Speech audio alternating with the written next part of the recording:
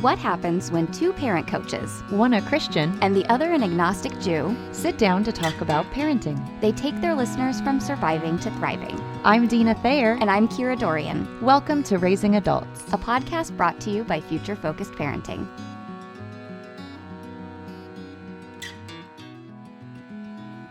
Well, hi, everyone, and welcome back to Raising Adults podcast. Thank you so much for being with us today and for continuing to listen to our show. We hope that it has proven to be a source of comfort to hear our little voices and that it continues to be helpful in your parenting journey. We're doing a little spin cycle today. We got some listener questions that were really about what's going on right now and the bananasness of and so we just wanted to take a few and speak to that. We're really trying to make sure that the show itself is not all about COVID because goodness gracious, that's all we hear all the time, all day long. But I think we really appreciate that a lot of us as parents are extremely impacted right now. And so a lot of the questions that are coming up are directly related to this crisis.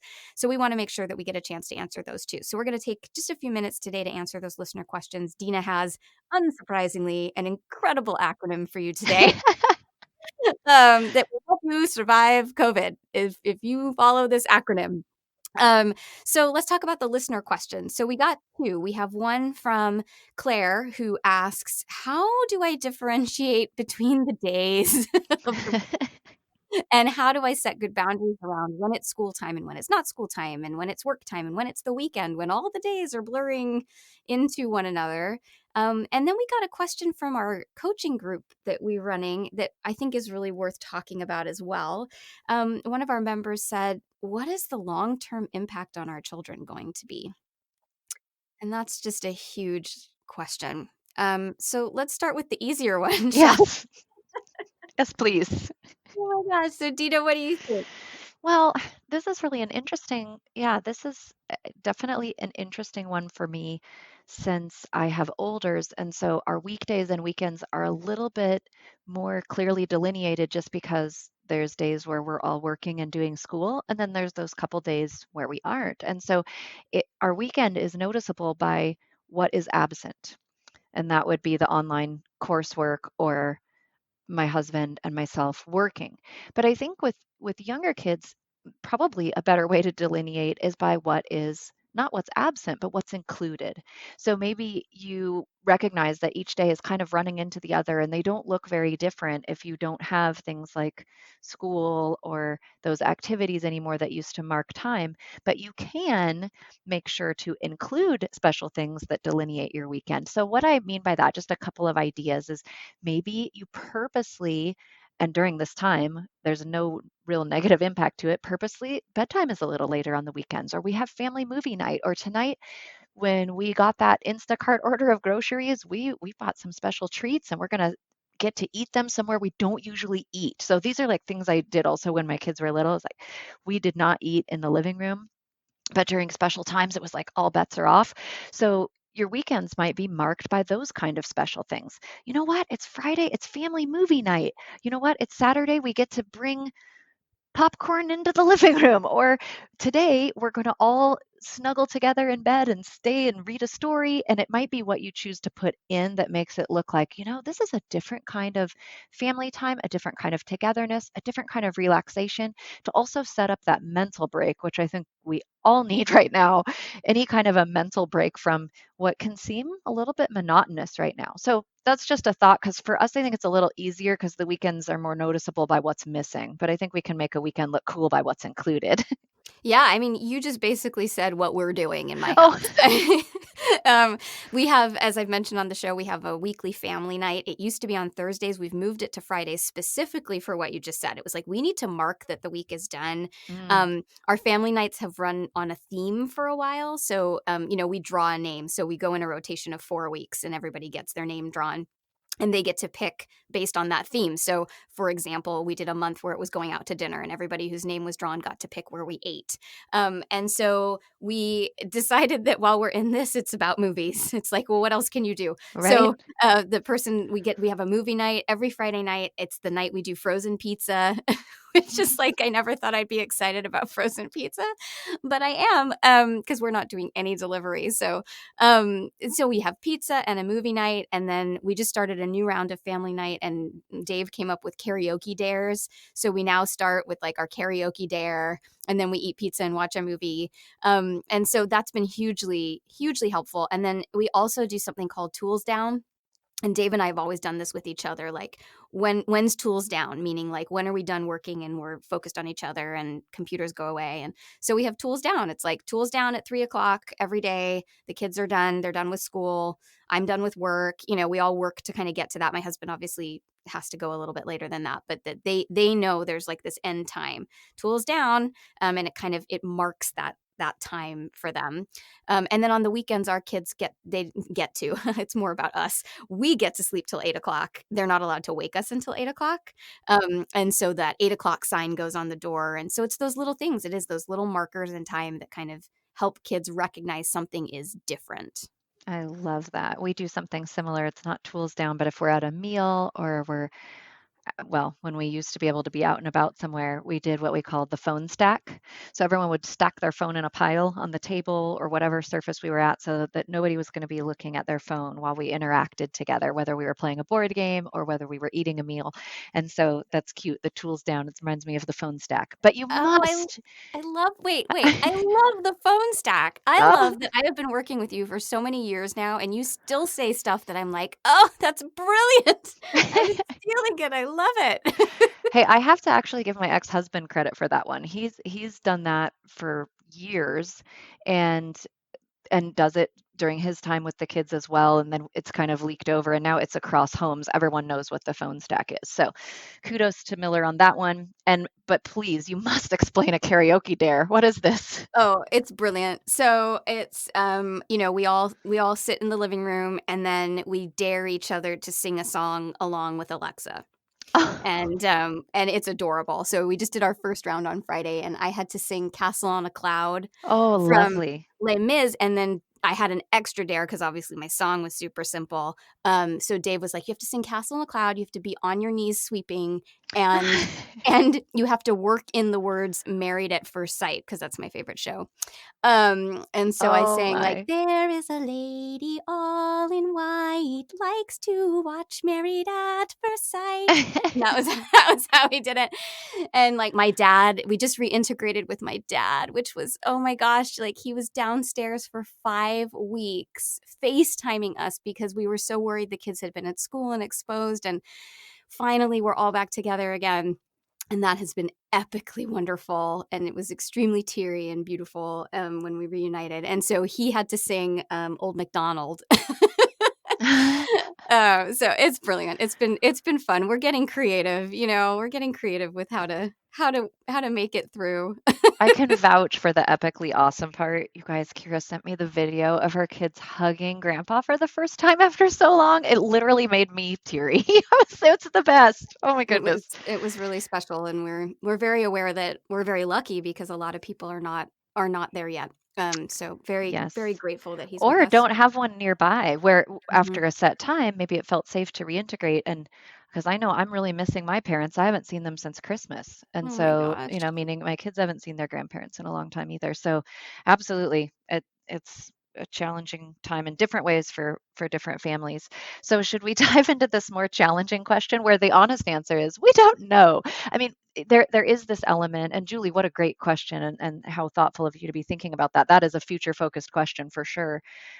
And I do think and Kira, I really want to hear from you as a mental health professional. I do think people in the mental health world are going to be looking at this for quite some time, but it's true that there's some element of uncertainty where we can't really know the full fallout of this until we follow this generation for a while and see what the impact is. I think it's really more about what are our responses like in the meantime, and are there maybe things we can be doing to mitigate? I don't think eliminate is probably an appropriate word here. I think there is going to be impact. It's really what is that going to look like and how severe will it be? But are there things that we can do as a parent maybe to mitigate that and to navigate these waters to the best of our ability?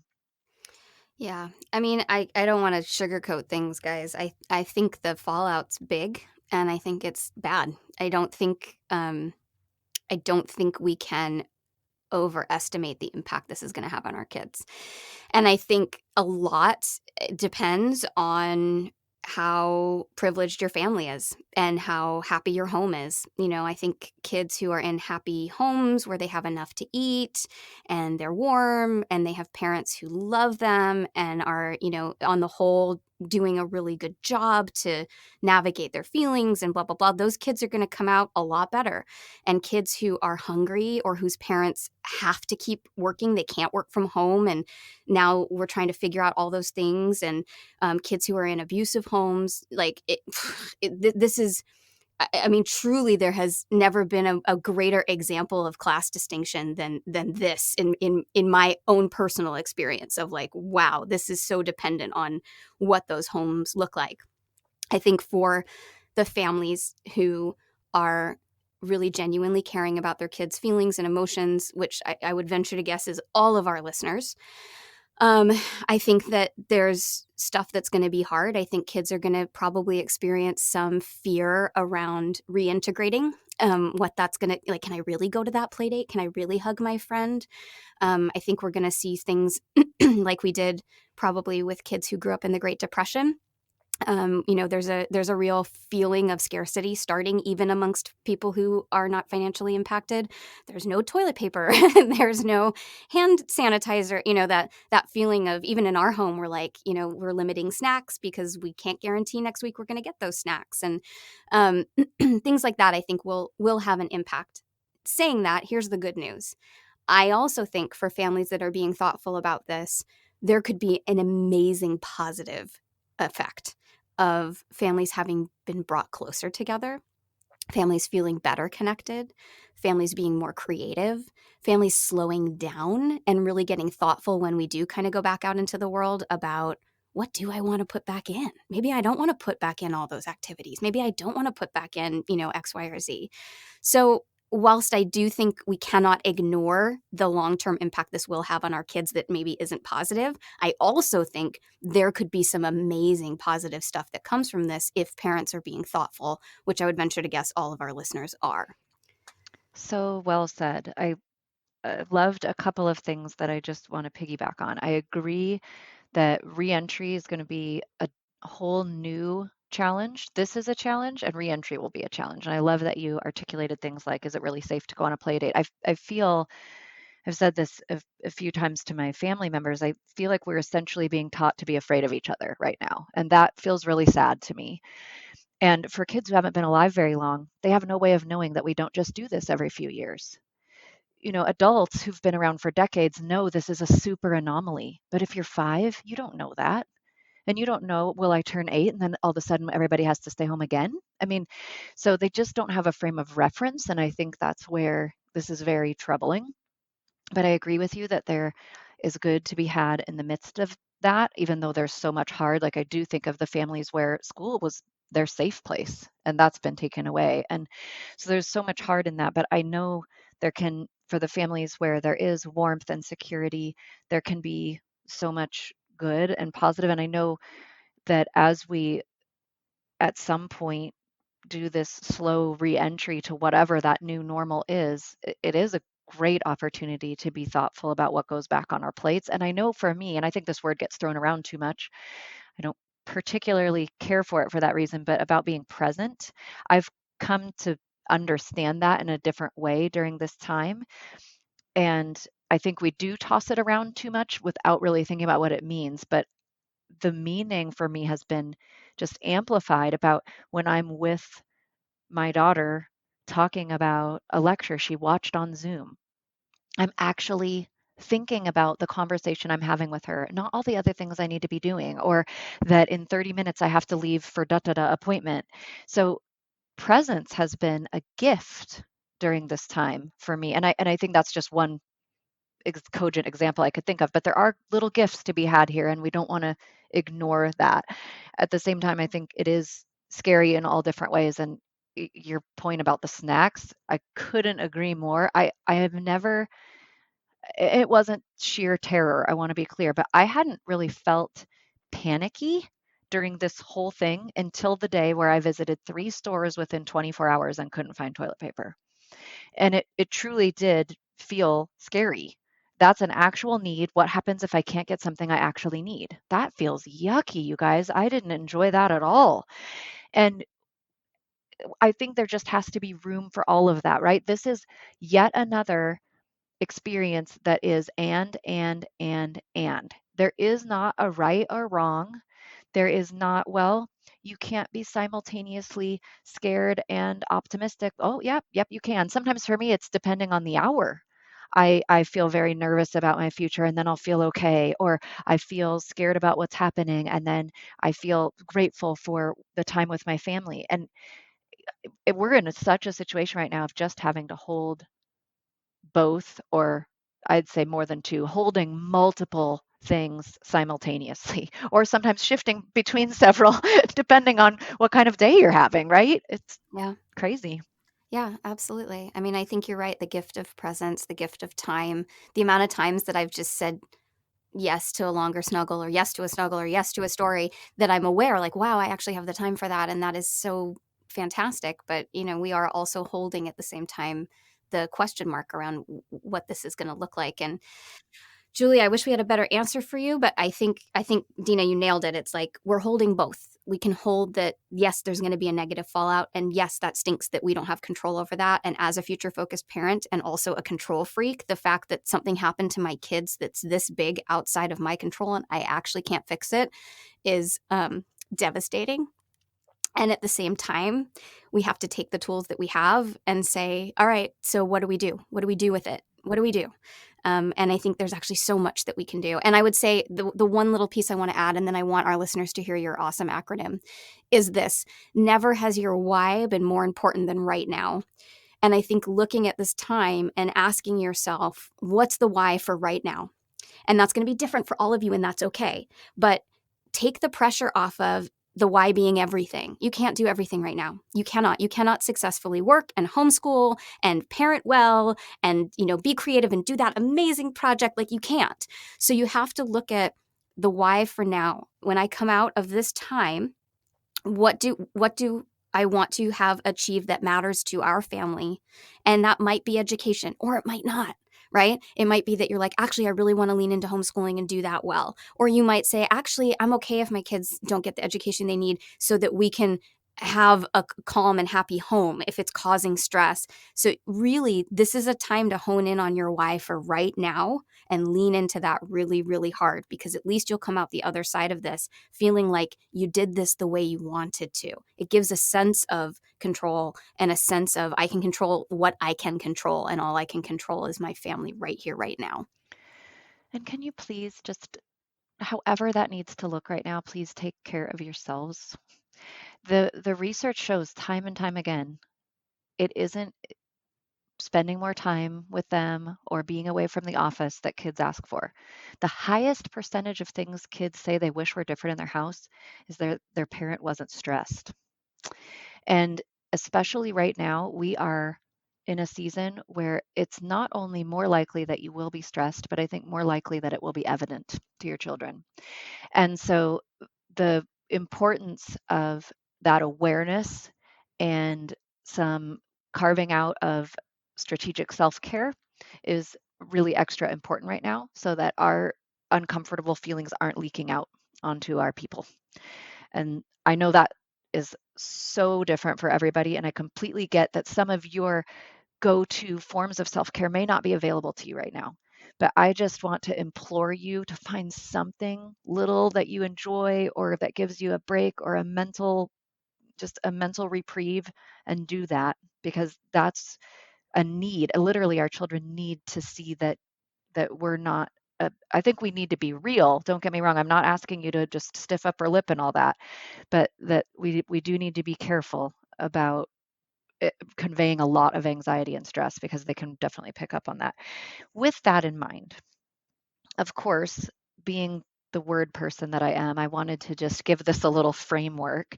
And so I've come up with something, and again, it's not a panacea or the perfect answer. And I was honest earlier in the episode, my overall answer to what's the long-term impact, we don't know. But here are some things you might be able to just latch onto and do right now that could prove helpful. And also, for me, I even feel helped by having clarity and some action items. When I don't even know what to do and I'm doing nothing, I actually feel worse. So it might help give you just a couple things to grab onto. And this acronym spells give. That was also on purpose. I think we're in a time where there's a lot of taking. There's a taking of our emotional energy, our mental energy. There's literal taking when people are hoarding toilet paper or whatever it might be. And we need to make space for some giving, giving extra time to our family, giving room for our feelings. And so the word give is on purpose, but these are just 4 verbs that you can think about doing as a parent. So the first one is guard.